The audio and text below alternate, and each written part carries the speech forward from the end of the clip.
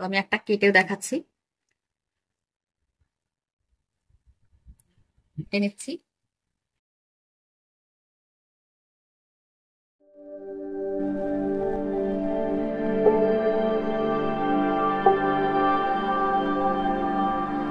আসসালামু আলাইকুম বন্ধুরা, রুপি কিচেনে সবাইকে স্বাগত জানিয়ে শুরু করলাম একটি নতুন রেসিপি। তো আজকের রেসিপি থাকছে মালাই কুলফি আইসক্রিমের রেসিপি। তো পুরো ভিডিওটা দেখতে থাকুন আমি কিভাবে মালাই কুলফিটা বানাই। তো তার জন্য কি কি নিয়েছি আপনাদের দেখিয়ে দেব। এখানে নিয়েছি কর্নফ্লাওয়ার, চিনি, শুকনো চালের আটা, কিছুটা কাজু বাদাম, নিয়েছি ঘি, আর লাগছে গরুর দুধ। তো প্রথম থেকে শেষ পর্যন্ত ভিডিওটা দেখতে থাকুন, আশা করি সবার ভালো লাগবে। ভালো লাগলে প্লিজ বন্ধুরা আমার চ্যানেলটিকে সাবস্ক্রাইব করে আমার পাশে থাকার অনুরোধ রইল। তো আমি আজকে চলে এসেছি এই যে মাটির চুলাতে রান্না করব। তো চুলাটা আমি নিজেই বানিয়েছি, দেখুন কতটা সুন্দর হয়েছে। আজ আমার প্রথম রান্না হচ্ছে চুলাতে। তো কেমন হয়েছে চুলাটা দেখে বলবেন কমেন্টে। তো আমি চুলাটা ধরিয়ে নেব, উনুনটা আমি জ্বালিয়ে নিচ্ছি। উনুনটা জ্বালিয়ে নিয়েছি, এবার কড়াইটা বসিয়ে দেব।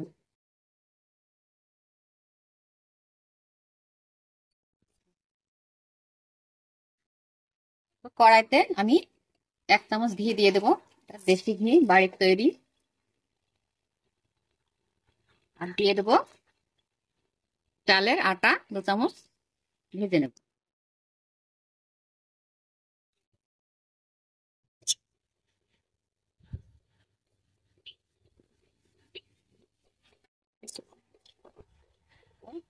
আটাটা ভালো করে ভেজে নিয়েছি, এবার আমি তুলে নেব। তো মালাই কুলফিতে সুন্দর একটা কালারের জন্য একটু চিনি ক্যারামেল করে নেব। তো দিয়ে দেবো 2 চামচ চিনি, না পানি দিয়ে দেবো। ক্যারামেলটা একদম রেডি। এবার আমি গরুর দুধটা দিয়ে দেবো। গরুর দুধটা আমি আগে থেকে জাল করে নিয়েছি। এখানে 500 গ্রাম দুধ আছে। কিছুটা আমি দুধ নিয়েছি, আর এই দুধের মধ্যে এই যে যে চালের আটাটা আমি ভেজে রেখেছিলাম এটা দিয়ে দেব। আর দিয়ে দেব কর্নফ্লাওয়ার। এখানে আমি 2 চামচের মতো কর্নফ্লাওয়ার নিয়েছি, কর্নফ্লাওয়ারটা দিয়ে দিচ্ছি। ভালো করে আমি মিক্স করে নেব।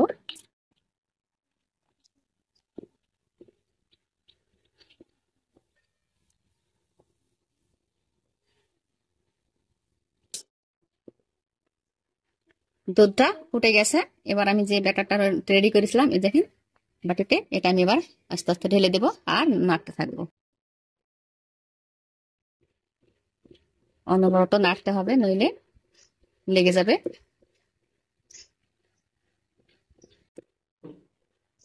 দিয়ে মানে গাঢ় করে নিতে হবে জাল দিয়ে। হালকা গাঢ় হয়েছে, এবার আমি দিয়ে দেবো চিনি। তো মিষ্টিটা আপনারা যে যেমন পছন্দ করেন সেরকম দিয়ে দিবেন। আমি দিয়ে দিচ্ছি স্বাদ মতো। আবার আমি নাড়তে থাকবো। এবার আমি দিয়ে দেবো কাজুটা।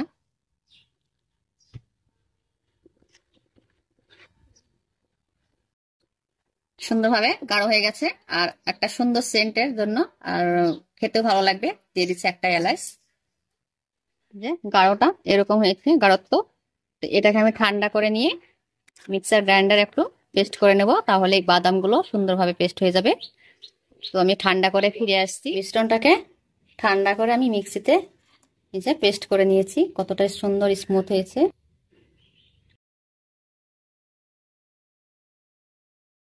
এরকম হয়েছে। এবার আমি কিছু চায়ের কাপ নিয়েছি আর পানি খাওয়া কাপ নিয়েছি, আমি এতে ঢেলে দেব।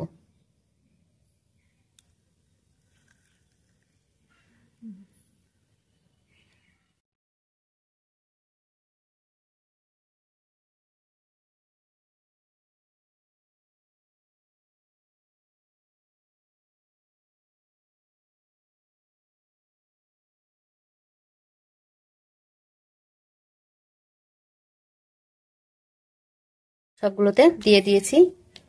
এগুলো ভাববেন না যে নোংরা, এগুলো হচ্ছে এলাচের দানা।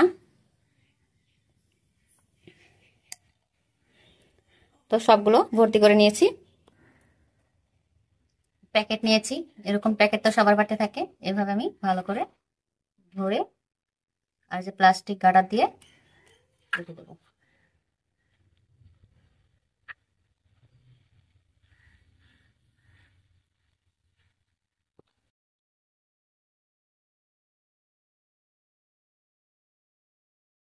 প্রত্যেকটাই দিয়ে নেব, গার্ডার দিয়ে ভালো করে টাইট করে দিয়ে দিলাম। সবগুলো হয়ে গেছে। এবার আমি ডিপ ফ্রিজে 4 ঘন্টা রেখে দেবো। তো ফিরে আসছি 4 ঘন্টা পরে। ওটা একটা দিন আমি ফ্রিজে রেখেছিলাম, এবার আমি খুলে দেখছি, দেখুন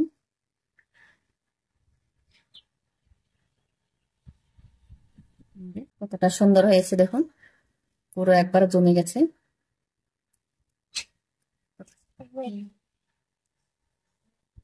সবকটা প্যাকেট আমি খুলে নিয়েছি, এবার আমি ঘুরিয়ে ঘুরিয়ে খুলে দেবো।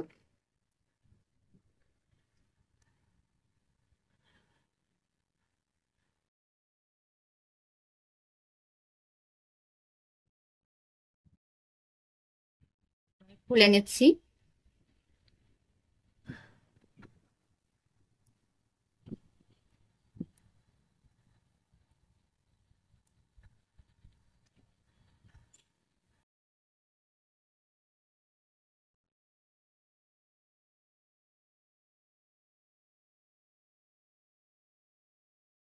দেখুন কতটা সুন্দর হয়েছে, দেখতে কিন্তু দারুণ হয়েছে, আর কতটা সুন্দরভাবে জমেছে।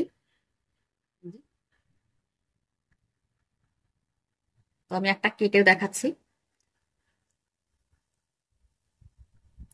কেটে নিচ্ছি।